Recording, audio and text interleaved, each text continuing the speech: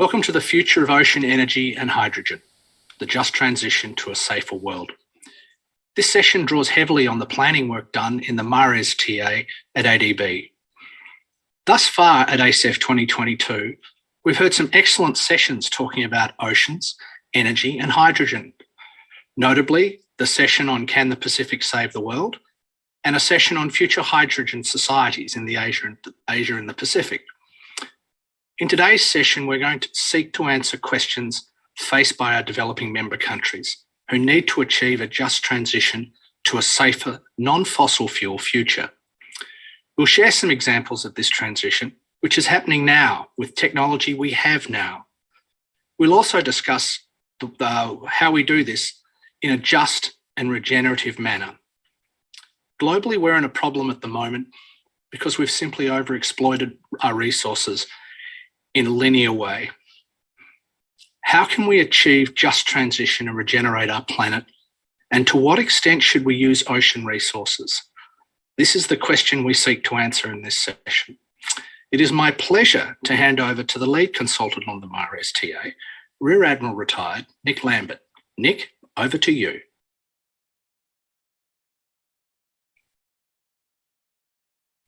Steve, thank you very much indeed for introducing this deep dive workshop, and welcome to our audience and welcome to our speakers and panelists. As Steve said, the idea is to identify how we can use our ocean and sea resources better, not necessarily to grow the use of them, but to do what we do at the moment in a rather linear and perhaps rather poor way, to do it in a much, much better way, a regenerative way. Whatever we do to the seas and oceans should at least be sustainable and ideally should be regenerative. And of course, we should be seeking a just transition. We've got two excellent speakers to start. And the reason we've chosen them is that they come from a commercial background. They're in different parts of the world from the DMCs and the traditional region of ADB. So the point is to show that there is a demand for this regenerative, just transition approach. We're tight for time, so please, members of the audience, if you wish to ask questions or make observations at any stage, please do so in the chat, and we will attempt to answer them either during the panel discussion or we'll attempt to answer them online for you. Our speakers and our panelists are ready to answer questions in the chat room. So with no further ado, it's my pleasure to take you from Asia to the North Atlantic, the border, in fact, between the North Atlantic and the North Sea, to the Shetland Islands, right at the top of the UK, and to introduce Harry Thompson, who is the Future Energy Project Manager for Project Orion.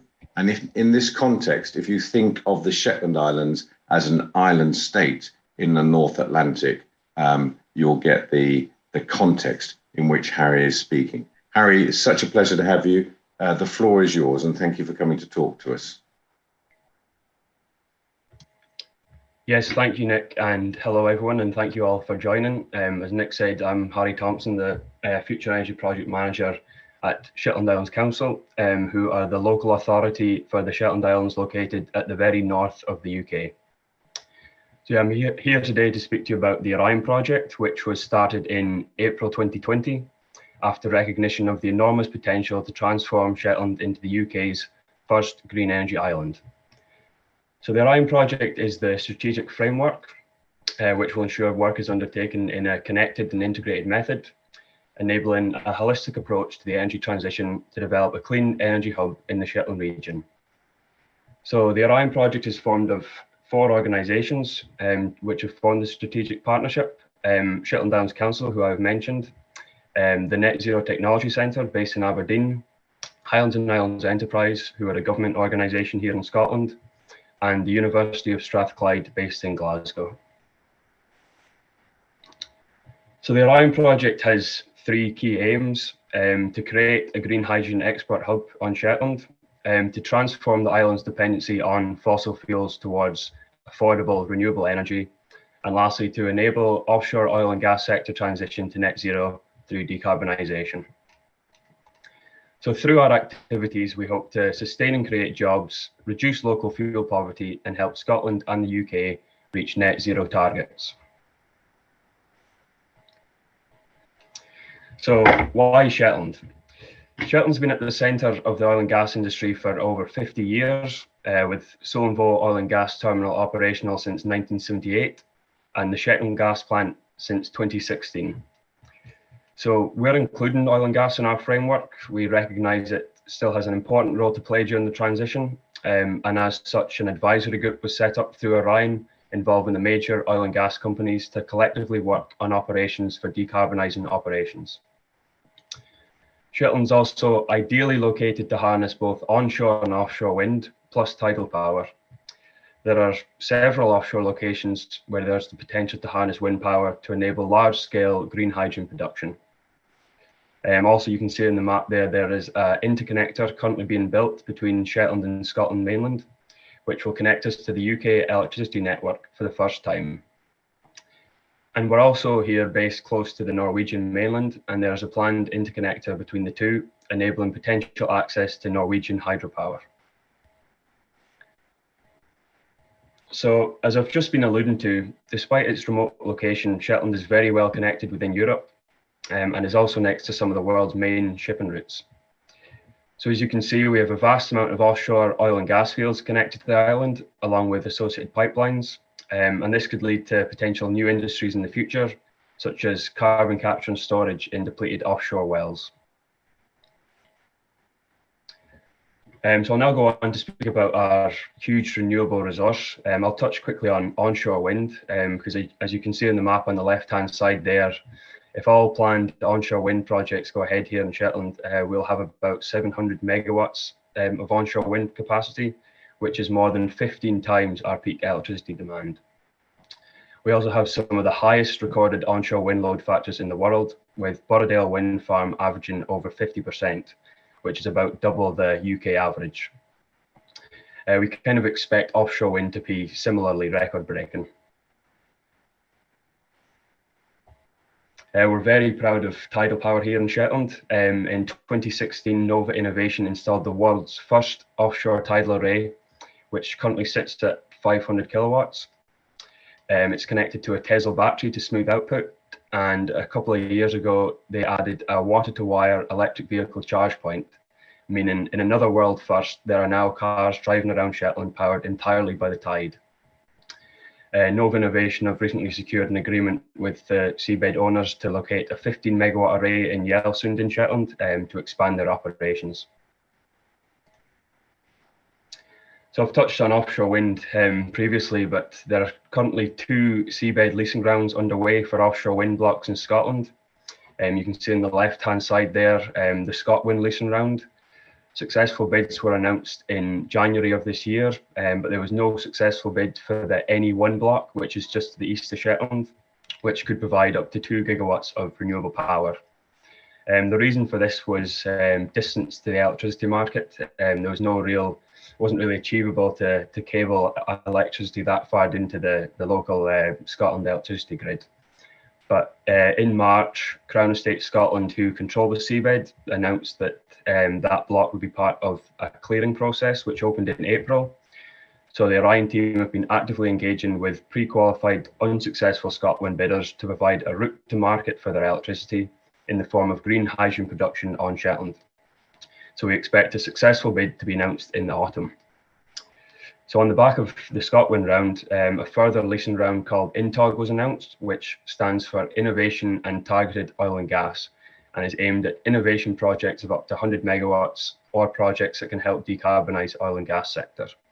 So that's the map there on the right-hand side. And again, you can see Shetland is primarily located to kind of reap the benefits of this INTOG round.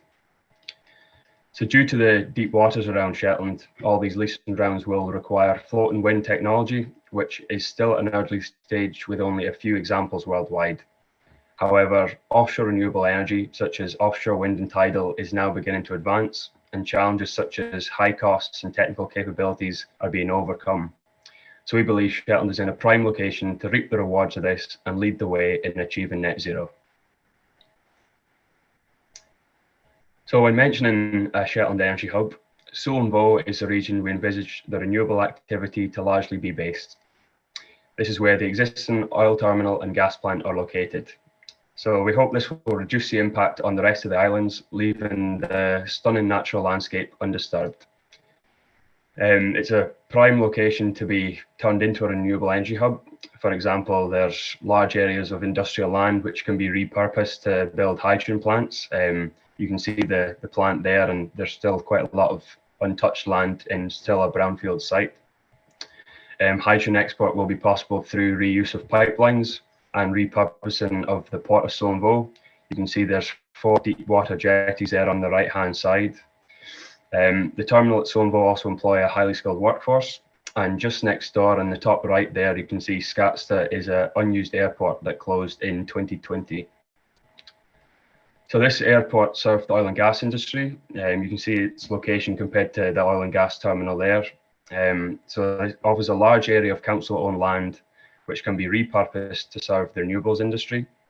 There's a lot of interest in the site, including from hydrogen producers, energy storage developers, and offshore wind developers. So we're working closely with all parties to make sure Shetland can fully benefit from future plans. Shetland's ports are key to the island, including oil and gas, fishing, aquaculture, and tourism, which are the main industries on the island. These ports need to be transformed to support new renewable industries, and opportunities exist to export hydrogen, provide clean fuel bunkering, and store and transport CO2, as well as supporting the offshore wind sector. So Orion formed a marine work group in September 2021, involving key stakeholders across Shetland's marine industry. The purpose of the group is to align future energy technologies and fuels with the wider Shetland marine sector. It involves 5 subgroups of vessel replacement, port and quayside infrastructure, marine fuels, supply chain, and community and communications. So all marine industries are represented, including transport, aquaculture, fishing, ports, and the local supply chain. So this allows us to ensure any new industries are preserving and protecting the existing marine resource, and they can coexist in a healthy marine environment. So I've mentioned our huge plans to produce green hydrogen locally in Shetland, but currently there's no hydrogen production on island. So our plan to develop a hydrogen business in Shetland and eventually become a major exporter is built up in 3 key stages. So this would begin with a small scale pilot of around 4 megawatts using onshore wind to initiate demand and create a local supply chain. The next stage is to increase towards the 100 megawatt scale, again using onshore wind and potentially the tidal energy that I mentioned previously. And then finally, utilising the huge offshore wind potential, we hope to scale up green hydrogen production for large-scale export through shipping or pipelines. So it's still to be determined whether derivatives of hydrogen will be produced, such as ammonia or methanol, as we're waiting to see what direction the industry takes. So we're also working side by side with our local supply chain to ensure local companies get the benefits of the transition and can position themselves to support these emerging opportunities. So enabling a just transition for oil and gas workers is also vital to retain population levels in such a rural community. We're also working hard to obtain community benefits from these large-scale projects, enabling the whole community to obtain a higher quality of life from these projects being centred around Shetland. So this is kind of the whole Orion vision of what Shetland could look like in the coming decades if the Orion project is successful. So you've got offshore platforms to the west of and east of Shetland being electrified, utilising offshore floating wind, with excess power sent onshore to Shetland to generate hydrogen. The Solomvo region would become the centre for the location of a green hydrogen plant, the development of clean marine fuels with bunkering, and the export of hydrogen and derivative fuels by pipeline and tanker. There's also offshore infrastructure which could be repurposed for green hydrogen production, with reservoirs and aquifers used for the storage of carbon dioxide. Hydrogen, which could be derived from onshore wind and tidal power, will be used in Shetland for land and marine transport, coupled with electrification to decarbonise the whole fleet within Shetland.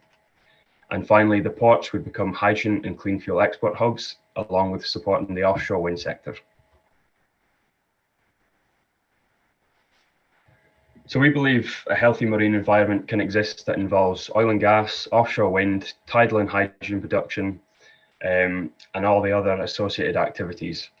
So the Shetland Islands Regional Marine Plan, which is the report on the left-hand side there, presents a comprehensive picture of the marine environment around Shetland.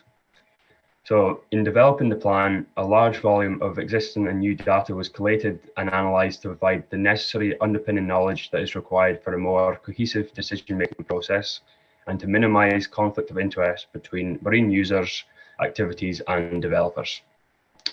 So the plan includes all aspects of marine and coastal resource use, including fishing, aquaculture, oil and gas, marine renewables, shipping, culture, recreation, education and environment. So building on Shetland's existing track record of effective and sustainable marine management, this will ensure that the marine waters around Shetland continue to be clean, healthy, safe and productive to meet the long-term needs of nature and the local community.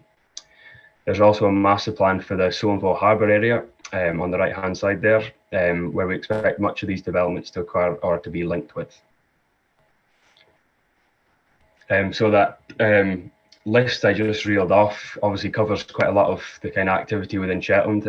I just decided to include a few snapshots here of what's involved in the two master plans. The left-hand side there, that's seabird breeding colonies, which is also obviously a very important aspect to Shetland life. The middle one there is killer whale sightings, and the one on the right is special areas of interest within the Suanville Harbour area.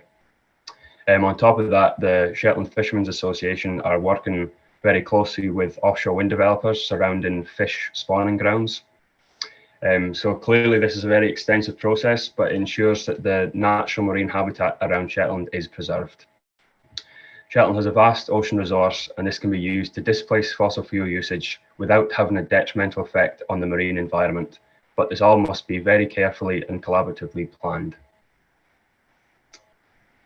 So thank you all for your time. I'll pass back to Nick now, but I'm more than happy to answer any of your questions, and I'll try and keep a tab on the chat function if anyone wants to pop a question in there. So back to you, Nick. Harry, thank you very much indeed for your excellent presentation. And I just love Project Orion. I just love the ambition and scope of it. And I think you brought through the regenerative and the just transition themes in there very clearly. It's always of interest to people, even within the UK, that there's fuel poverty in a part of our otherwise very rich country. And so that transition, that just transition, is really important. And I think that my experience of the Shetland shows that the oil and gas sector, whilst there are obviously problems with carbonaceous fuels, the oil and gas sector has helped restore the environment of the Shetland Islands and improve the quality of life of the people who live there. Could you just talk a little bit about the challenge you face in investment?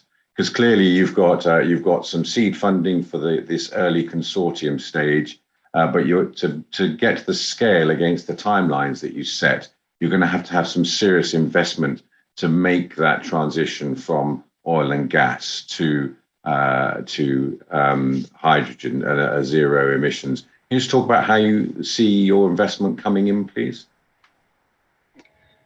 Yeah, of course, Nick. And I think that's a challenge for everybody throughout the world, is getting the huge amount of investment required to reach net zero. And we're no different here in Shetland. The Shetland's been very fortunate over the last few decades to have huge benefits from oil and gas. They've managed to build up quite a good pot, which is what has started to fund the Orion project. But obviously that's finite, and we need to get that Orion vision I showed with all the different port enhancements and Suanville region being transformed. That's multi-million pound investment required. So far we've been successful in a number of government funds. They're kind of readily available. We've done a number of different studies, and one's about to kick off in the next month, looking at energy hubs and hydrogen backbone link, along with Net Zero Technology Centre, one of our strategic partners. So that's allowed us to get the kind of feasibility stage done and know what we want. So the next stage is to attract all the developers to Shetland. we've got a number of interested parties, but we are solely relying on the developers to be able to come in, pump the money into Shetland, and provide the infrastructure required to enable Shetland to become this clean energy hub. Brilliant, thank you. And one of the questions has come through from the audience asking about developing can ADB, and this is not specifically for you, Harry. Can ADB speed up the development of deuterium fuel, which is an interesting question. But the question also makes the point that the fossil fuel giants, which I think they mean the oil and gas sector, should wake up to the fact that their days are numbered. That is a very reasonable view. But my understanding of what you're doing in Project Orion is working alongside the oil and gas sector. They want to make the transition.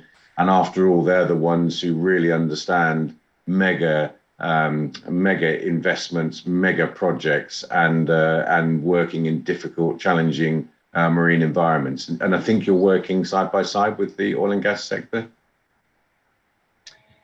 Yeah, absolutely. We noticed a huge shift about a year ago in the kind of target set by the oil and gas sector. There didn't seem to be much interest in renewables from them. Obviously, we're surrounded by oil and gas majors to the east and west, and we've got an oil and gas terminal onshore in Shetland. And yeah, there was a transformational shift about a year ago to this new renewables agenda. And we're working closely with all of them now to kind of look at decarbonisation options, and we're of course working very closely with operators at Sullom Voe. They're very keen now. They kind of realise the opportunity they're in. The asset they own could be a huge asset going forward towards 2050 and beyond. The timeline on Sullom Voe, I think it was initially due to shut in 2000, and then that was extended to 2025.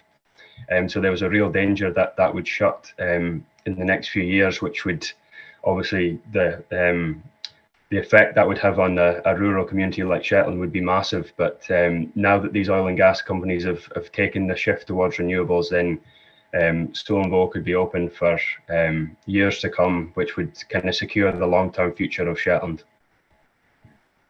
Harry, thank you very much indeed. And I'm really looking forward to coming up and seeing what you're all up to later on next month. There is already a question about the organisational structure for Project Orion, which perhaps you might answer in the chat when it comes through, please. But from this end, a very large round of virtual applause for a cracking presentation and a very, very ambitious and exciting project. Thank you very much indeed. Ladies and gentlemen, thank you for asking questions in the Q&A and in the chat. Please do keep them coming and we'll pull them through to the panel.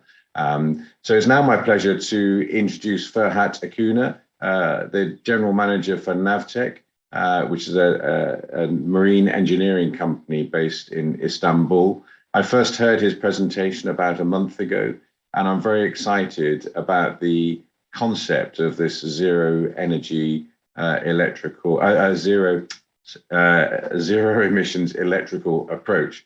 And in particular, this is a commercially orientated company seeing a demand for a zero emissions electrical approach. And it is, zero emissions electrical approach. And it is morphed into this Z-port concept, which sits very much in this idea of a regenerative approach based on renewable energy. Ferhat, thank you so much for joining us from Istanbul and to give us your presentation. The floor is yours. Thank you.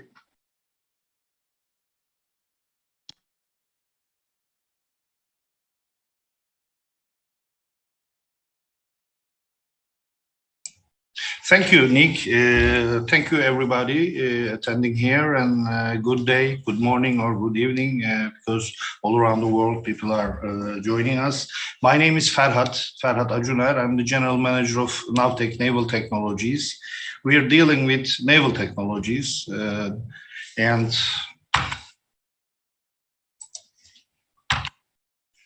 okay. What we have achieved, first of all, as Nick mentioned, ZTUG is a trademark zero-emission electric tugboat, the world's first fully battery-powered, rechargeable harbor tugboat. We have developed, designed, and built it 2 years ago. And for 2 years, she is on operation very successfully. And we have been awarded 3 different international awards with this project.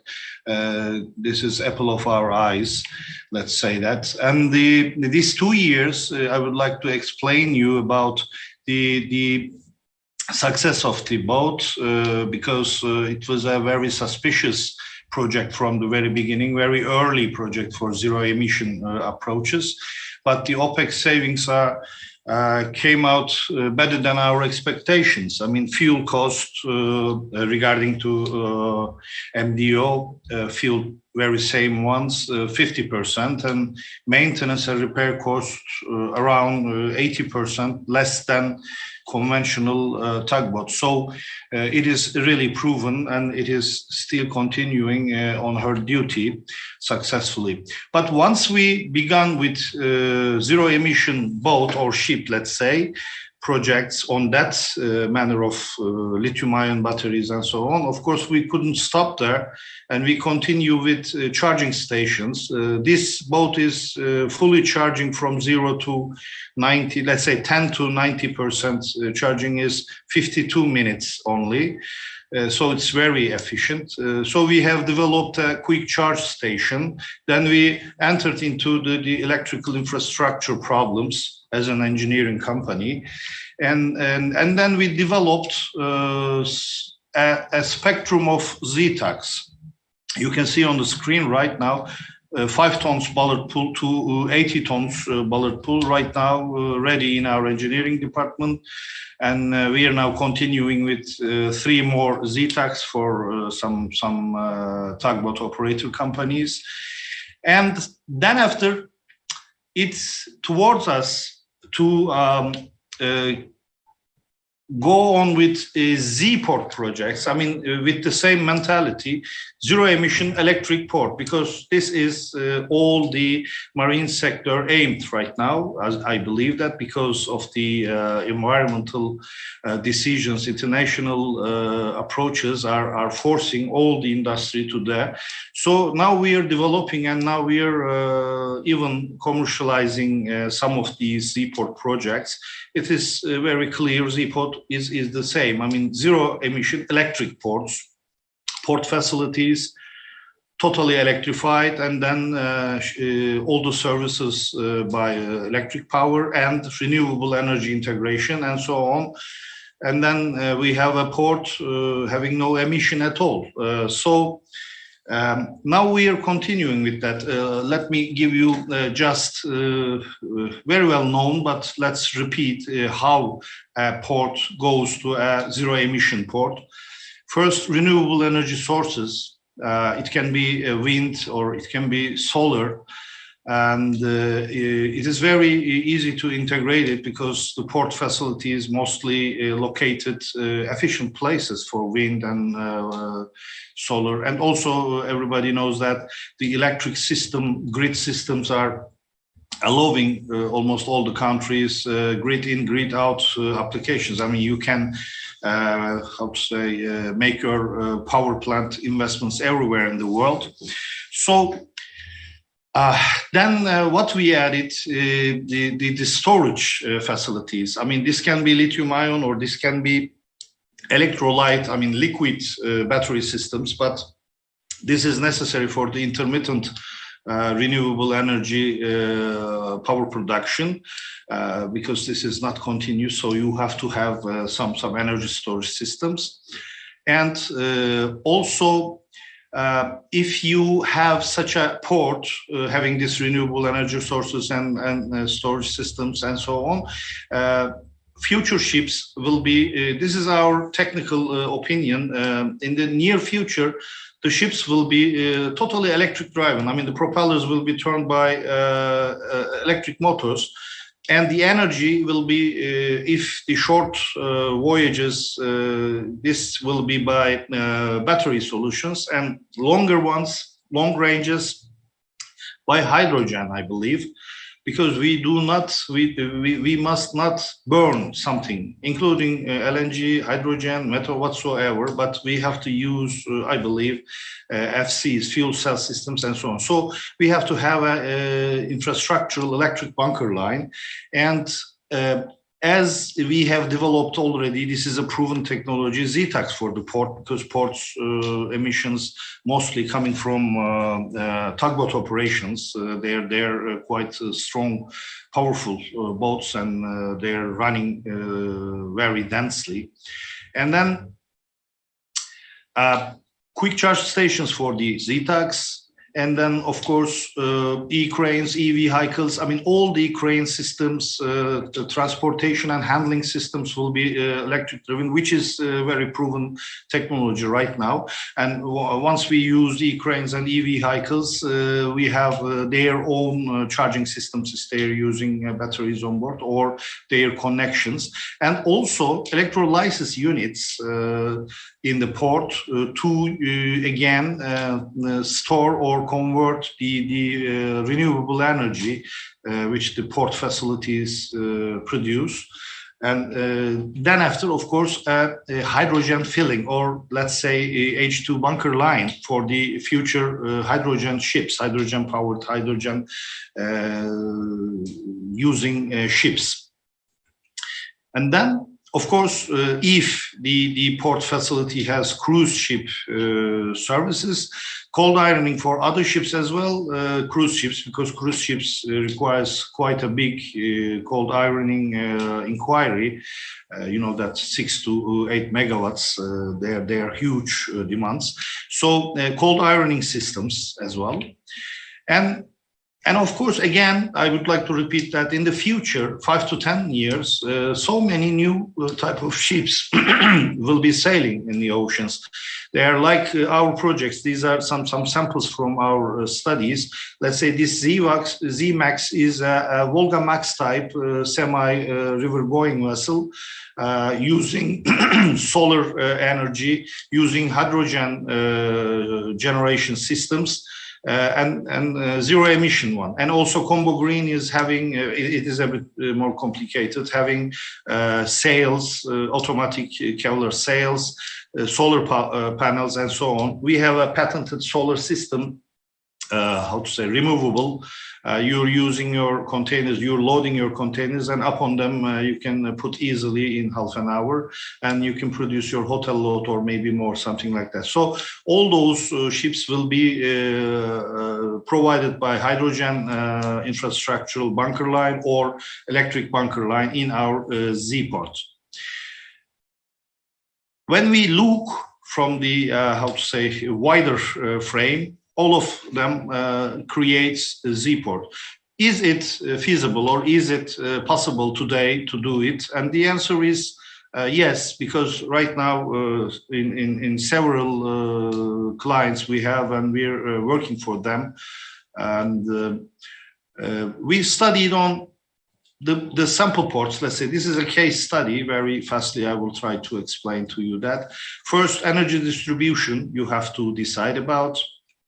And then the consumptions, of course, the electric consumption first, and then decide about the renewable energy sources and how much of your energy you will be provided by grid or your own renewable energy sources. And when you go to the renewable energy generation facilities for your port facility, again, I would like to repeat that this doesn't mean that you have to do them on the port area, but you can do it somewhere else as well, according to the energy politics of the related country. And even most of the cases which we have in hand, you can have an excess power to sell to grid. This is quite positive result. And so, as again, I would like to repeat about storage facility to avoid the intermittency of the renewable energy sources.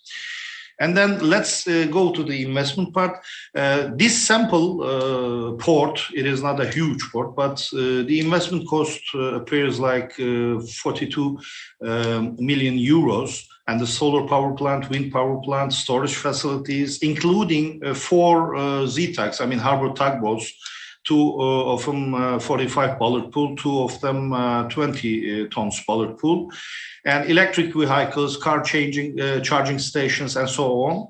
So this is the figure. And when we go over these figure for return of investment, electricity saving, electricity sales, because you have an excess power to sale, as you're using a storage facility, this is very easy to plan.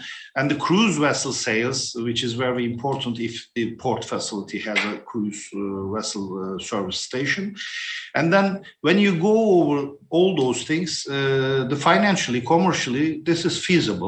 And besides this advantage, carbon emission savings are amazing. I mean, 15,000 tons per year, you're saving carbon emission. And NOx is 2.5 tons per year for this sample, let's say, port. And the total investment is like that, and annual income is calculated like that. Of course, this is a preliminary feasibility study, but it shows that we can go on, and now we are continuing. And return of investment shows itself less than 5.5 years, together with so much emission savings. So this shows us that this is possible, and some, especially beginning from the smaller ports, regarding the smaller ports, the ports can go on with this way to decarbonization themselves. So we are doing this engineering studies, and we are ready to continue for more port facilities, shipyard facilities, and so on. And thank you for listening. Back to you, Nick. Ferhat, thank you for another excellent presentation. And again, I just love the concept of the Z port. Now you gave us you told us that you started with the Z tug. That led to clients saying, can this be developed for our wider port? And within that, an acceptance on the part of the client that there was a premium. It's slightly more expensive to build a Z tug, and therefore it requires a greater investment. But of course, they're approaching it from the environment point of view, and they want to go to a zero emissions approach. So they seem to be prepared to pay the premium. And your case study there, in my memory, is based around an island state. And of course, many of the member countries of the ADB are island states. And quite often, the main port is also the capital city of the state. So you're actually going in at the core or the heart of the economy of an island state and their associated marine space. And so could you just talk a little bit about that demand that you're seeing from clients, people saying, countries saying, we would like to adopt this approach? Are you seeing that as a growing demand, rather the same way as Harry is seeing this move from the oil and gas corporates to renewable? Is this a demand that's growing for you? Yes. I mean, from the very beginning, I told you in some chats, maybe you remember that we were not aiming to go on with port decarbonization projects and so on, but now there is a demand on it. The demand first came up an island country to study on their decarbonization, beginning with port. I mean, this is a theory of change, let's say, because we started with ZTUG only. I mean, just a zero emission harbor tugboat, and then infrastructure, and then the port, and then the city or island itself. There is a huge demand, and the international discussions about the environmental issues are forcing this demand to grow up, Nick, I believe. And we feel it right now as a engineering company, because each couple of weeks we have another inquiry to study on. It's really interesting, and you're just to explain to the audience, and if there's any questions from members of the audience, please do put them in the chat room. Just to explain to the audience that you've already got an operational Z tug. I think you've got 3 tugs on the stocks being built for clients, and you have one or two island states that wish you to do feasibility studies to produce a sort of case study in the way that you have just described. And how do you see them bringing investments in? Are they using just government money, or are they working in consortiums, a bit like the Orion project, within their countries to create a Z port? Nick, I mean, in fact, this is a bit, how to say, out of our scope, but we are also involving on the financial side, because there is a big opportunities for green shipping financing, as you may know, especially in European Union funds. Even we have published a book as Navtech. I mean, the name is Green Shipping Finance, including 10 years in front of us. Yeah, Nick has one. It's excellent. For the 10 years coming up, all the grants, subsidies from the EU and some other countries about only green shipping, very good opportunities financially over there, and we can help them, because EBRD and some other banking groups we are contacting with, they are really ready to support so many investors to go with green shipping, because this is a important problem, and the governments, as far as I can see, hand in hand try to go this green path. And but of course, I'm not sure about the huge projects. I mean, moreover than 200 million euros or something like that. But smaller than, I can even say that the finance is almost ready with very good conditions, because I have the numbers and I can help if somebody is wondering about these things, as mentioned in this book. But the finances, I can say that there is a ready funds for the especially medium-sized and smaller-sized investors ready to go. Thank you, Ferhat, and I really enjoyed reading the book. It's actually something you can read over coffee, which is a good thing, and I'm sure that Navtech will make it available to ADB on the website. By the way, sorry, I interrupt you, but by the way, the author of this book is joining us, Mr. Sarıgül Gürdoğar. He's a panelist as well, and you can ask more, how to say, complicated questions to him, because he wrote the book. Thank you, Gür. Thank you for that. Yeah, I was about to say, and thank you for the prompt. So just in the last couple of minutes, Ferhat, the case study and the numbers in there. So the Green Shipping Finance book, which I'm shamelessly now publishing for you, goes in much more detail. But the numbers are almost too good to be true. They just seem so reasonable for a Z port in the case study. But what you're saying is that they're based on a very carefully thought through feasibility study, I think. You said that it is very good to be true, but it is true. In fact, this is a bit, how can I say that? It's shown worse than really what was the calculations, because normally we found out 4 years or something like that, and then we put some renewable of batteries and so on, which are normally we may not take into consideration because of the technology developments, because after 10 years most probably the same size of batteries will be maybe 1/3 of the price and something like that. But the calculations are correct, and of course each case is different about a port facility, bigger, smaller, or having some different terminals and so on. But it is really true. This is really good, how to say, takeout for us. Why? Because these calculations, Nick, having normal industrial electric rates, I think that the industry, all international industry, must, how to say, press on the governments for some subsidies or for some, how to say, reduced energy prices, then these feasibilities are better and better. Then this is, again, I would like to repeat that industrial rates used in the calculations for the electric power, which are not, cheap today. Even time to time, we are calculating and we are fearing about that it is go over with the fossil fuels. But if there is an incentive arose about the rates, it will be better even. Brilliant.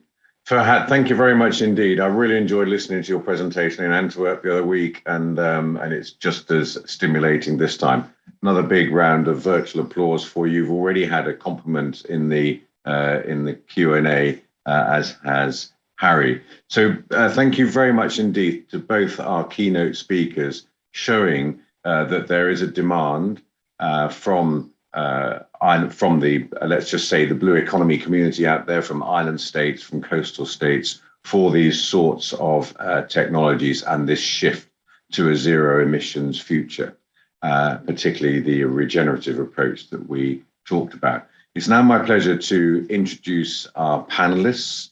Their CVs are on the website and have been published beforehand.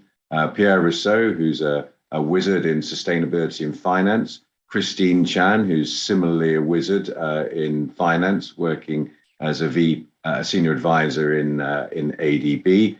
Alex Rogers, somebody I've worked with for many years now, frighteningly, Alex, it seems it's got to be about 10 years now, Director of Science at RevOcean and a renowned marine environmentalist. And Monica Verbeek, who is the Executive Director of Seas at Risk, unfortunately is suffering from COVID. So we're very, very lucky to have Gerda Garsaragil, who is the author of the Green Shipping Finance book that Ferhat mentioned, joining us. He is I'm going to use the general expression, a marine conservationist.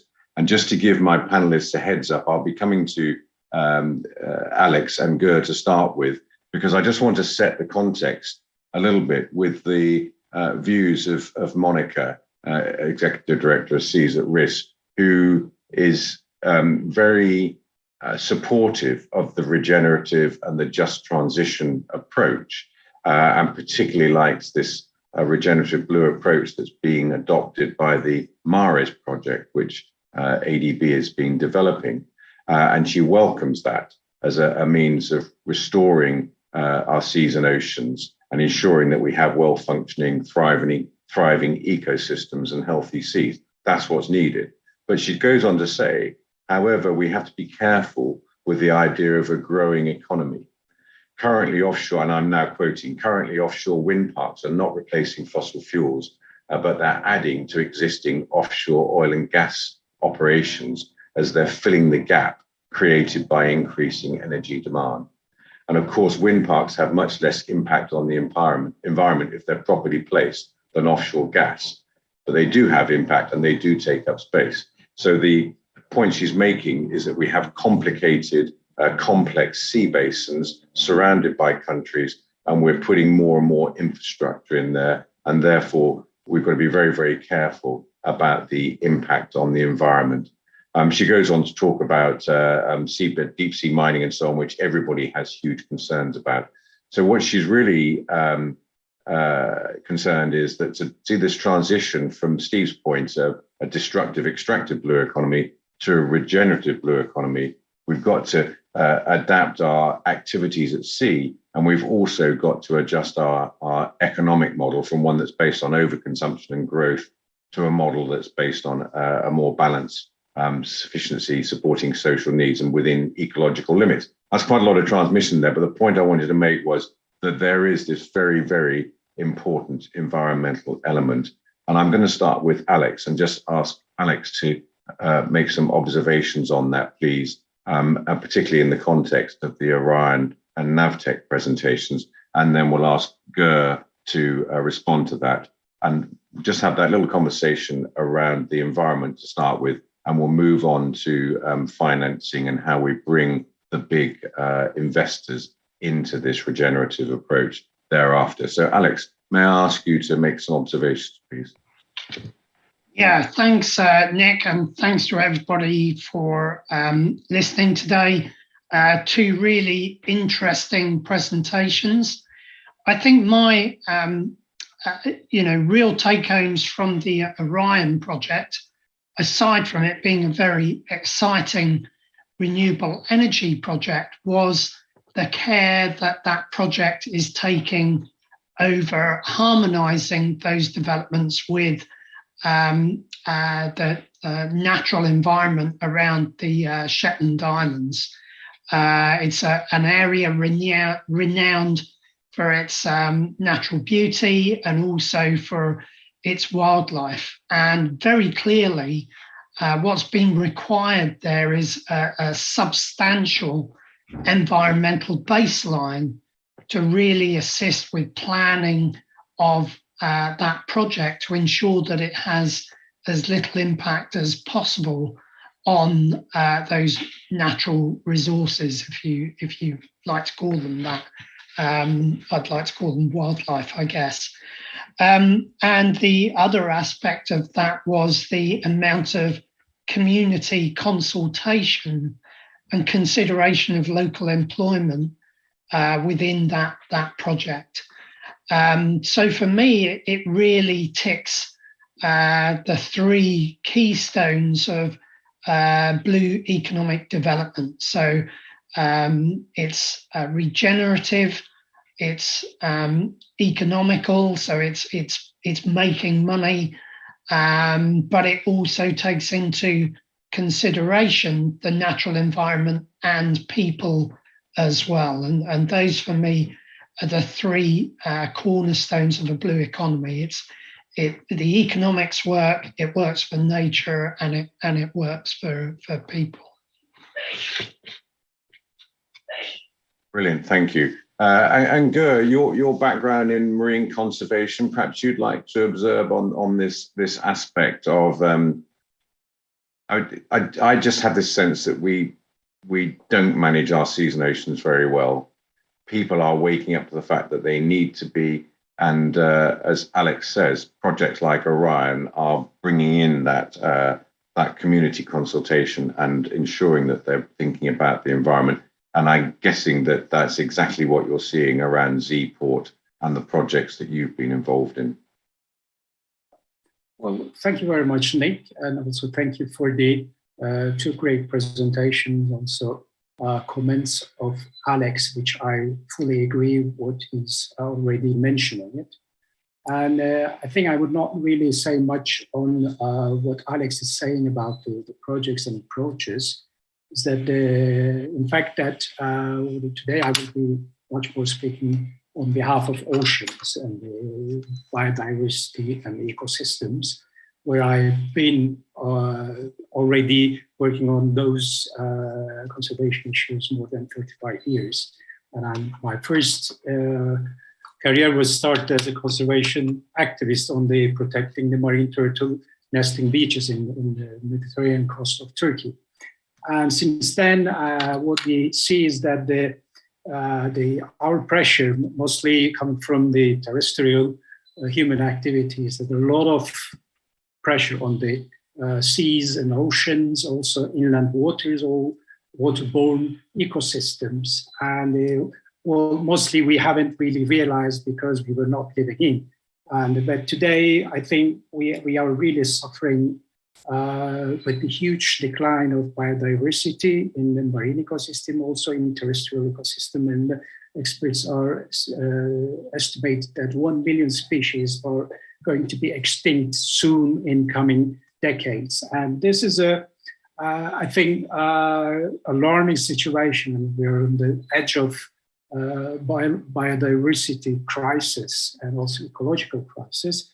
On top of it, all the human activity-related changes in the planet, yes, it forces a lot of problems like climate change, and which has a huge impact on the marine ecosystem and other ecosystems, but especially on the marine ecosystem, because what we see is that a lot of changes in the ocean streams and a lot of changes in the reefs and all productive marine ecosystems linked with the local community in fishery, and plus so many different human activities. But we are very much dependent on the marine resources.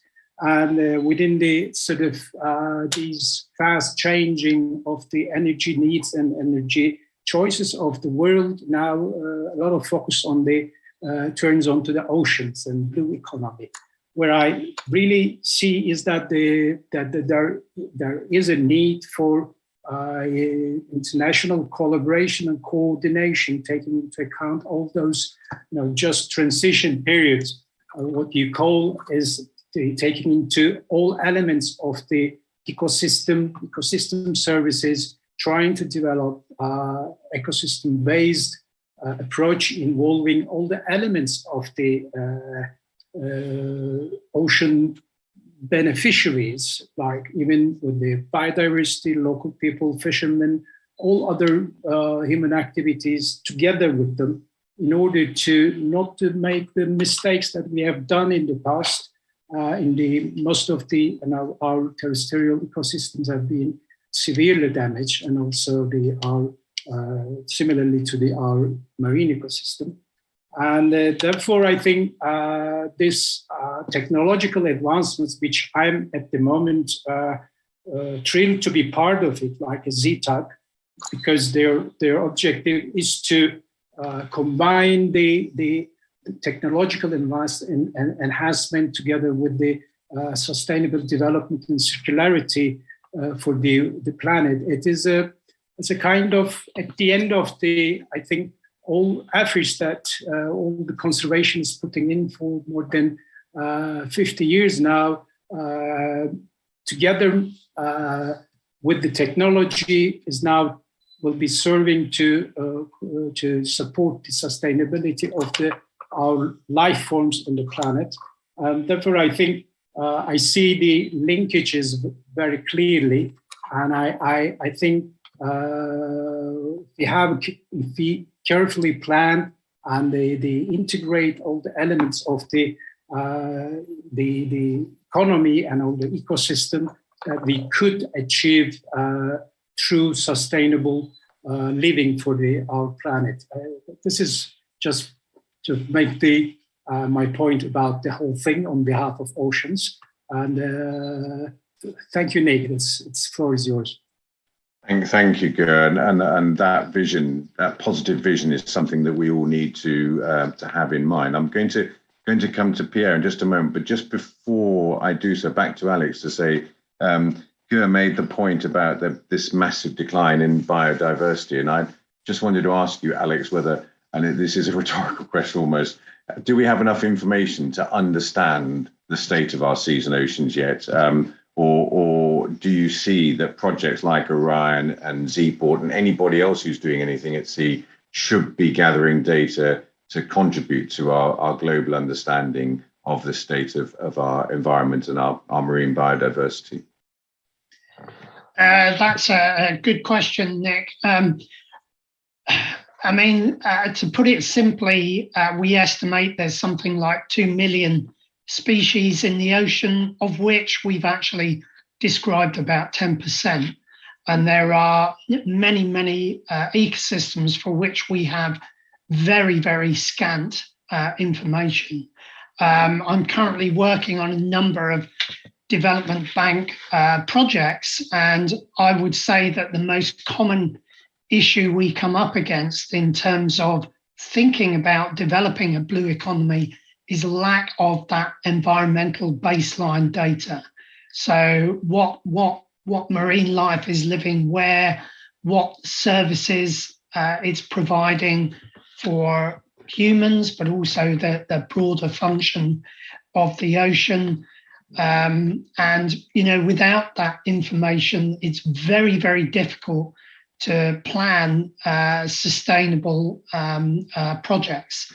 Because, of course, the risk is that you place infrastructure, you undertake activities in places and in a manner which damages that diversity, and likewise for the health of those ecosystems as well, that those data are very often simply not there. So I think there's a very strong message here that to really develop a blue economy in a sustainable way, you've got to have those environmental baselines, probably through some form of strategic environmental assessment. And that does entail spending resources to gather that information. But again here, maritime industries do have a role to play in terms of making the data that they gather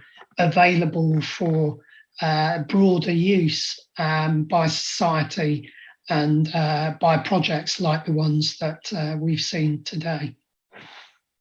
Thank you. And that of course, tallies extremely well with corporate ESR type responsibilities, which of course is becoming the trend today.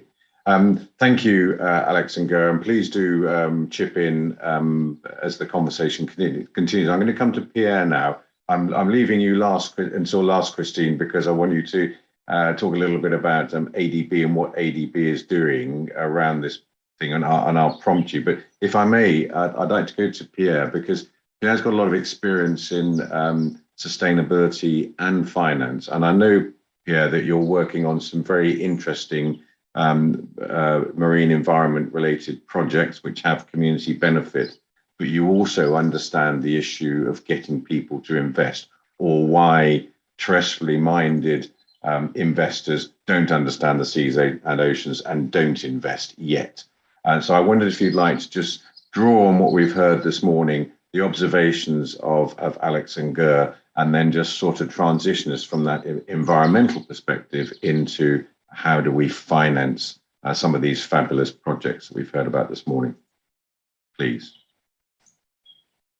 You're muted at the moment, Pierre. Yeah, thank you, Nick. Thank you, Nick, for this link.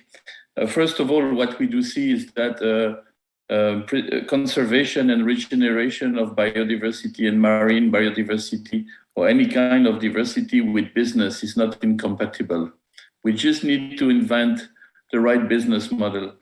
The first things, and Orion is a good example we have seen, is that it's not one player who make it, it's a consortium.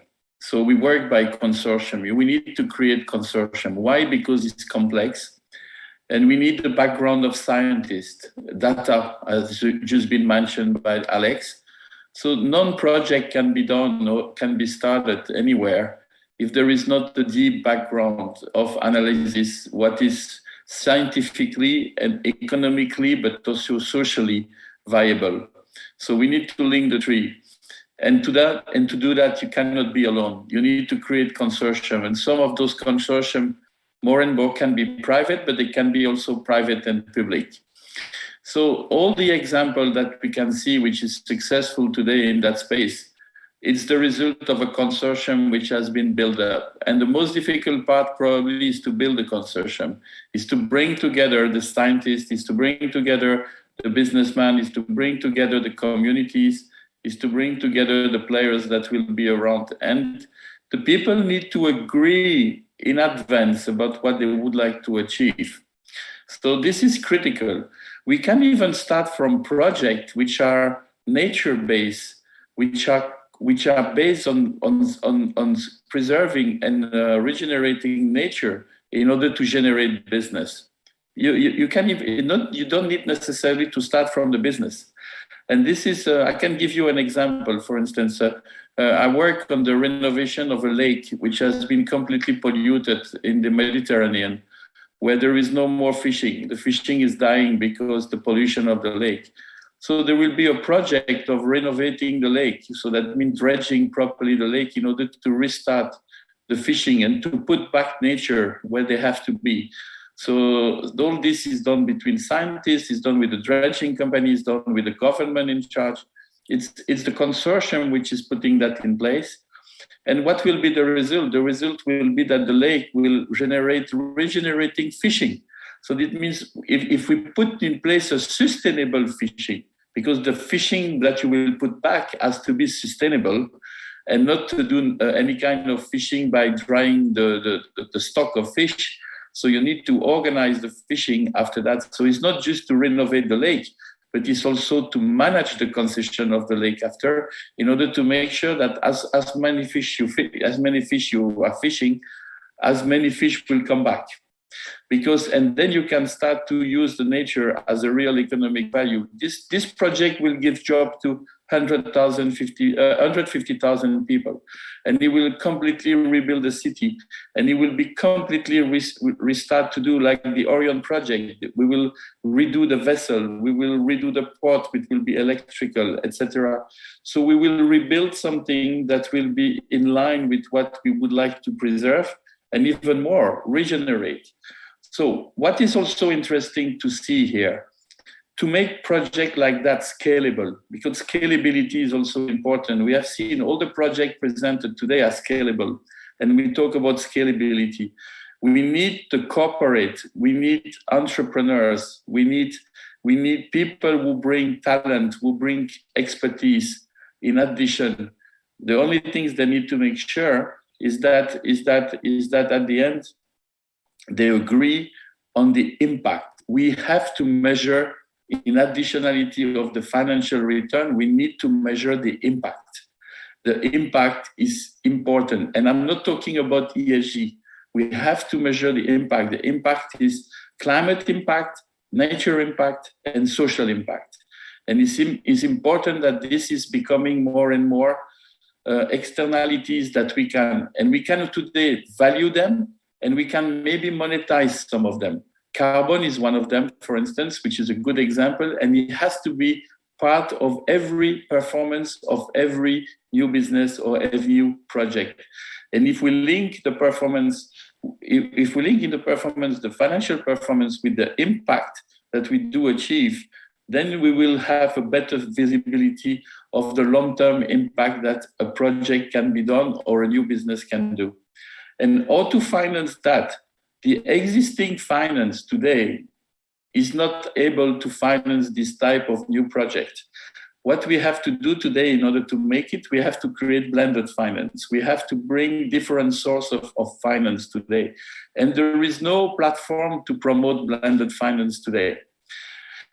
Banks have less and less impact to finance long-term projects. Why? Because they have constraints which has been put by the regulator. They are finance people. By financing, you have to get your money back. So you have to, today you can only control that at the short term. So who will be the new financier of people of tomorrow? They will be the investor, the long-term investor. So we need to bring the long-term investor, the pension fund, the sovereign fund, the insurance company, to come and slowly to allocate money to this type of long-term project and financing the transition. Because what we have to do is to finance a transition where we have to decarbonize. So that means we have to dismantle things in order to recreate a new world. Remember, the Orion project is to decommission the oil and gas, to rebuild something new. So we need to finance a transition. Financing a transition requires specific financing tools to do that. And what we will try to do with Aura and working together with multi-development bank like ASEAN Development Bank or IDB to work is to put in place those mechanisms and those platforms that allow you to go from a high risk to a lower risk when we will de-risk the project, but we will also bring different instruments during the entire project, starting from venture money, going to equity, going to debt, and when we can de-risk with people who will play the catalytic money, so we need to put money to be the catalytic. There is a lot of catalytic money in the public, in the private with philanthropy. We have to bring this money in order to de-risk and to put them on one single platform. And this is what we will try to do in Aura by gathering different sources of financing from the public and the private sector and creating mechanisms where we can finance those type of projects from the technical assistance, from the support of scientists, up to the fact that we are creating some value. And when we can mix at the end the financing of an equity and a debt together, which today existing finance, which is too fragmented, is not able to do. Brilliant. Thank you very much indeed, Pierre. Pierre mentioned then their Aura. Pierre works with Aura, which is the Ocean Risk and Resilience Action Alliance, and kindly was introduced to me by Karen Sack, who's the director of that alliance. I love the vision in there, Pierre, and I've got such clever people on this panel that you don't need a moderator at all, because you've just given me the most perfect segue into Christine. Christine, I know that your role is finance, that you advise on finance in ADB, and we've talked offline about the importance of agencies like ADB to reduce the risk or to demonstrate that things can be done to put finance in place before perhaps the big corporates come in. So perhaps could you just reflect on what ADB is trying to do around the regenerative and the just transition approach, and how you see that linking to the blue economy? And I also think in our conversation probably yesterday, we talked about the importance of the blue economy not being in isolation. The coastline is not a boundary, it's part of the global economy. Perhaps you could elaborate on some of that, please. Yes, delighted to. Thank you very much, Nick. And thank you everyone for sharing your very important perspectives and sharing your work, very important work to advance and grow the blue economy. I think we all recognize that the vast potential of ocean energy.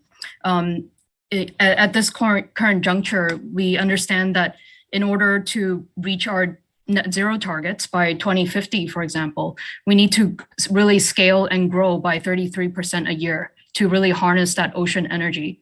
And to reach that scale, access to financing is very critical, as Nick has just brought out. And it's crucial to de-risk ocean energy technologies and really increase their competitiveness to reduce the cost so that investors can come in and be able to support the projects at scale. Where currently what we see is that ocean energy technologies are only comprising less than 5% of overall renewable energy. So it's quite crucial that we expand that share, and that's done through a number of ways. At the moment, the cost of ocean energies can often be up to 50% of the cost of the project. And what's wonderful is that ADB, to the point of the convening power of bringing the consortium together, as Pierre had mentioned, is that we have a number of platforms to support the blue economy. So if I can share with you two examples of these initiatives, and then also two really demonstrative project examples. And I'll also speak to some of the thoughts around what we can do from a regional cooperation perspective that Nick had pointed out. So firstly, ADB has recently launched, actually just beginning of the year, a Blue Southeast Asia Financing Hub. And this is very much about bringing together, not just looking at it from a pure financing angle, but really bringing together all of the innovative instruments, structuring expertise, and also ways through which we can mobilize more capital and look at opportunities to de-risk projects. And that could be through, for example, through the use of guarantees. It could be looking at ways to leverage blended financing to lower the overall cost of the projects.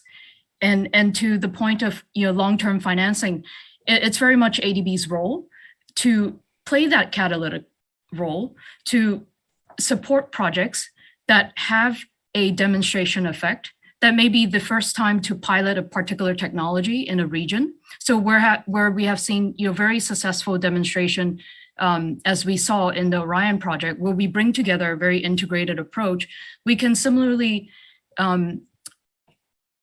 provide a similar type of pilot project within Southeast Asia or along any of the Pacific Island countries as well, through support in a number of the facilities such as the Blue Finance Hub that can be supported.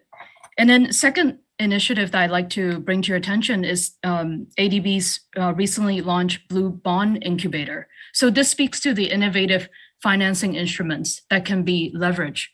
So to finance the ocean technologies, we really need to develop the entire industry, to develop a new set of investors who can bring in capital into this new asset class. So the purpose of the Blue Bond Incubator that ADB has launched with the support of the Asia Pacific Climate Finance Fund, it's really to scale up the blue bond issuances, which are critical to ocean investments. So I think these two platforms will really play a key role to transforming how we approach blue ocean financing within the Asia Pacific region.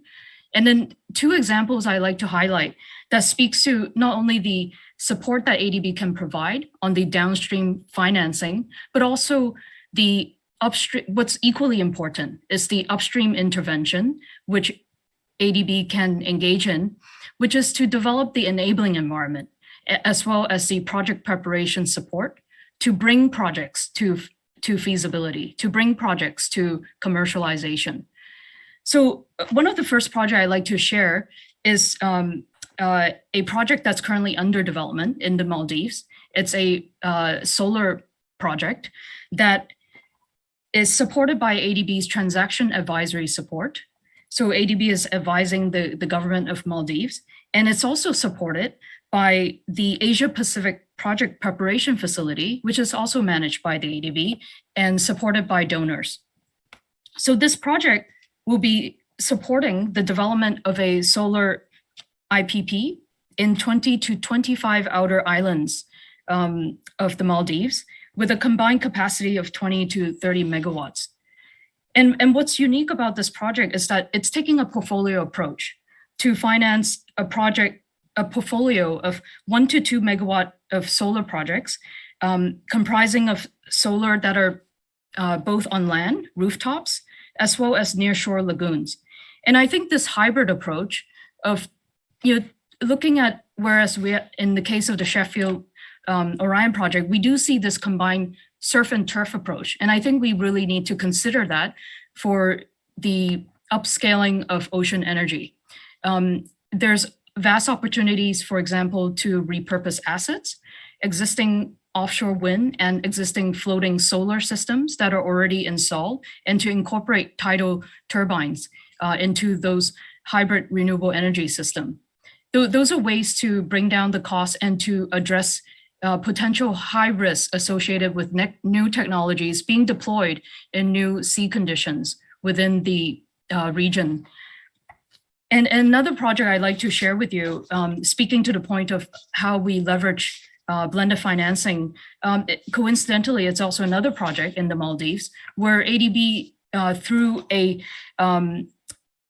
what we call a private sector window, have been able to support the support of financing to SMEs, small, medium enterprises in the Maldives to support blue economy ecotourism.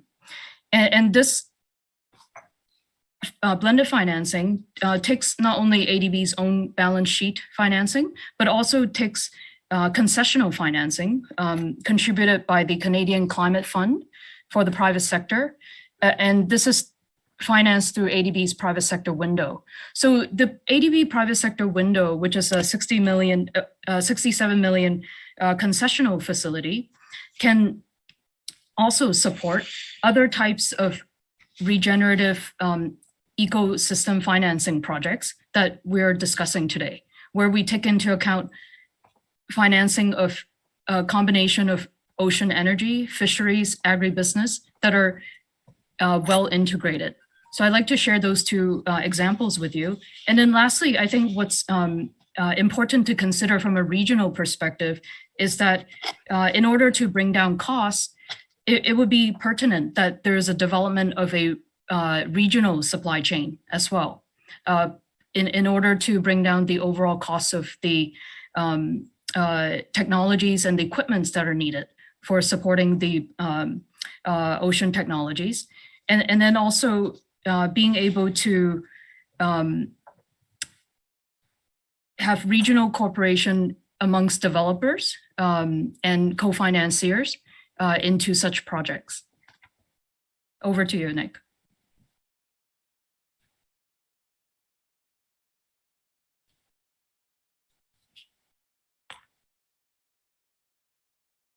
How many times do I get that wrong? Thank you very much indeed, Christine. That was really interesting. We're going to have to finish the panel now, but just before we do, could you just say quickly at that sort of the strategic level you work at, are you seeing terrestrially minded investors beginning to understand this opportunity in the blue economy and the opportunity to regenerate the marine environment? Are you seeing a pull, a bit like the pull that Furhat is seeing from clients?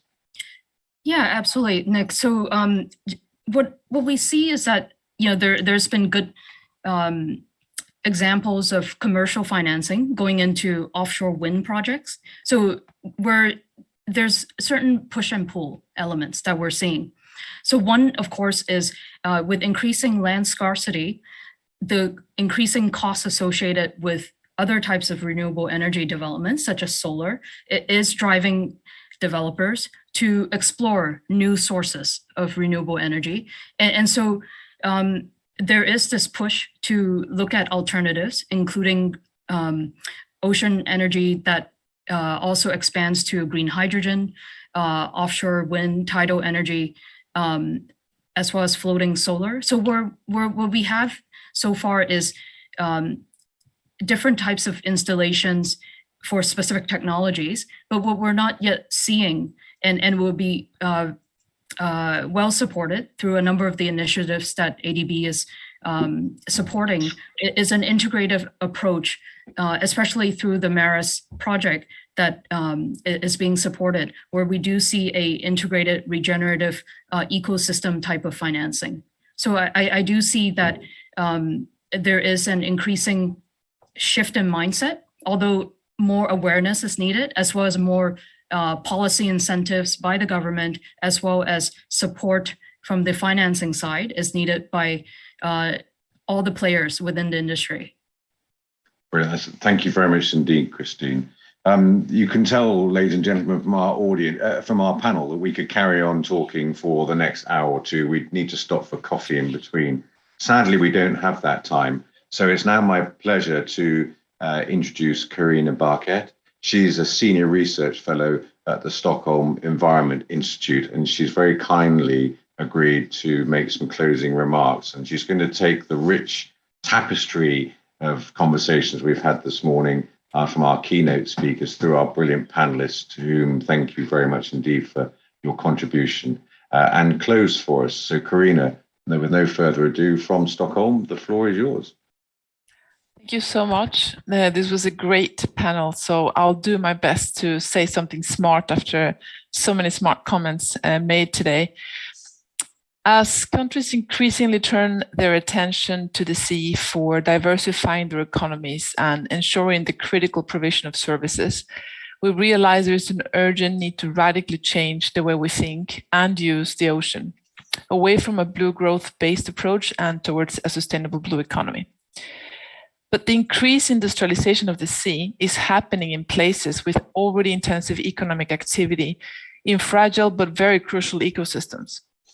Along with the high ambitions to reach the 30% target of conserving marine space, an expanding marine economy adds pressure to the governance of common resources.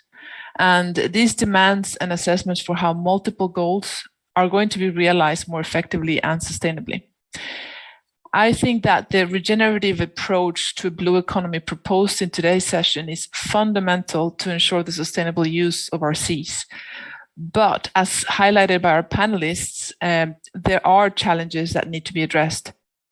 Monica's message highlights the risk of blue washing, where clean interventions are used to power dirty ones. This is not going to help us transition. Rather, it's going to help sustain the same unsustainable economic paradigm. I think Pierre highlighted that though investments in our seas are increasing, most investors are not yet investing in sustainable marine interventions. And quite connected to this point, Christine brought up and exemplified the need to explore incentives and mechanisms that can create the conditions for investment, an upstream, downstream enabling environment, and regional supply chains for new ocean technologies. I think this was very spot on. Alex, you mentioned a crucial aspect, which is that of environmental impact assessments, tightly connected to permits and the long bureaucratic processes for tramiting them. What we see in our work is that in many places, this is putting off investments and causing an innovation drain as entrepreneurs move to easier seas. Despite these challenges, we also heard real examples from, for example, for Hat and Harry, where regenerative interventions are actually happening. Besides from providing extremely needed practical examples, I think these cases highlight that a just transition will have to integrate existing activities, many of which are not sustainable, into a blue and more circular paradigm characterized by things like repurposing and reuse. A just transition is therefore likely to require a combination of incremental and more radical change. But moving forward, the question is, how will we ensure that old and new activities will take place within our planetary boundaries? And here I would like to connect today's discussions with our own ongoing work, where we propose a multifunctional spatial planning, which I believe can be a tool for fostering regenerative interventions. Marine spatial planning, as many of you probably know, deals with the spatial and temporal distribution of human uses in the sea. And the idea behind MSP is to minimize conflicts and to foster compatibilities between users. Now, multifunctional marine spatial planning goes a step further by considering the delivery of multiple services through co-location, co-use, or coexistence of structures, places, and resources. And this speaks towards the integrative approach that I believe Christine was alluding to earlier. I would go as far as to say that in order to scale up regenerative interventions, marine spatial planning needs to shift from considering single activities and structures to instead create regulatory incentives that favor interventions that can provide multiple services. So multifunctionality could help address some of the challenges around financing and structure highlighted throughout the session today, for example, by optimizing the use of the marine space, triggering a more efficient use of resources, and reduce capital and operating costs. Now, I'm really excited about this, but there's much more research with practical examples needed because there are so many questions that remain that we're not going to solve today, but I still want to put out there. For example, where should we max out marine protection? Where can offshore energy be made compatible with nature conservation? How can industrial maritime activities contribute to safeguarding our fisheries? What materials can benefit biodiversity and at the same time increase resilience of offshore infrastructure? What designs can reduce the footprint to marine ecosystems and increase flexibility? How do multifunctional business models for regenerative interventions even look like? Like I said, I don't have answers to these questions, but I'm very happy for today's session as it flags important gaps, but also shows some progress in different parts of the world. And both of these things resemble what we in our research are witnessing.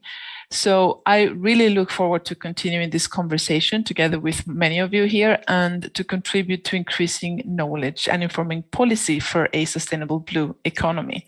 Thank you so much, and over to you, Nick. Fab. Thank you very much indeed, Karina. And you had no need at all to worry about making smart remarks. I love the multifunctional spatial planning specifically, and I love the multifunctional approach more broadly. And you could add, just picking up on the conversation with Alex earlier on, multifunctional data capture, and then multifunctional investment and all those other aspects. It's just exactly what needs to be done.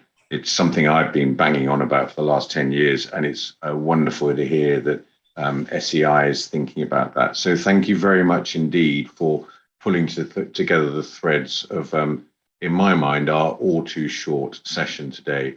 And I'm just going to give my personal thanks, if I may, please, to you all. Fab presentations from Harry and Ferhat, great contributions from our panelists, and great closing remarks. And if I may now hand over to Steve as the ADB project officer for the Mares project, just to give final thanks. Thank you, everybody. Thank you, Nick.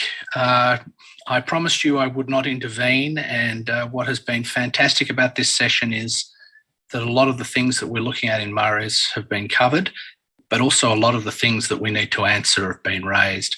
I think this has been a really great session, and I thank everybody. I wish Ferhat and Harry good luck in their businesses and their developments, and love the ambition, and we need ambition. As Christine said, 33% growth year on year to meet our Paris goals. We need to start doing things differently, and I think Karina's summary was excellent. So thank you all so much. I hope you've enjoyed this session. This session will be made available on the Mares data room, and we'll share that. We have a new Mares TA email address and mailing list, and you're most welcome to register on that. Thank you, and thanks a lot. Bye-bye.